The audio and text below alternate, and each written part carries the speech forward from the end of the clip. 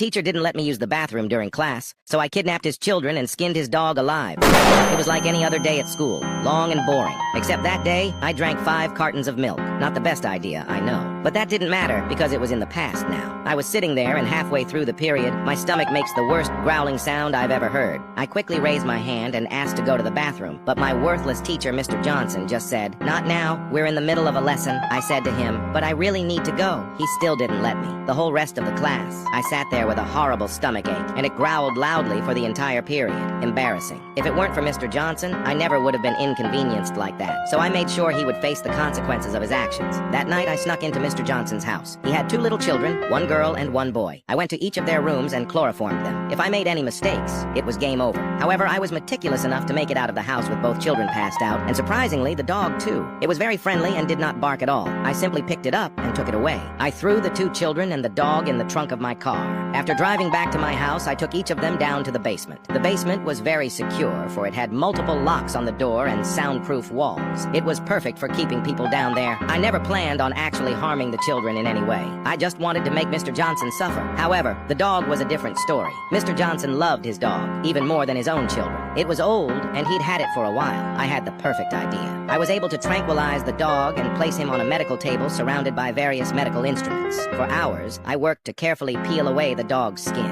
I managed to cut it off all in one piece. The next day before school, I stuffed it in a box and mailed it to Mr. Johnson's address. I'm sure he wasn't very happy waking up that morning to see both his kids and dog missing. At school, I could tell he was visibly worried. His hands shook while grading papers. I walked up to his desk, leaned in close, and whispered in his ear, "Little Timmy, come back." That was his son's nickname. I thought it was hilarious. Mr. Johnson just closed his eyes and looked down. Then he sprang up at me. Luckily, I was fast enough to dodge him. I backed away and he started to run straight at me. Reacting quickly, I did the only sensible thing I could think to do. I pulled out my fully automatic M16 rifle, letting off an entire magazine into his face. He was unrecognizable, and being the most hated teacher in the school, students cheered. I was sent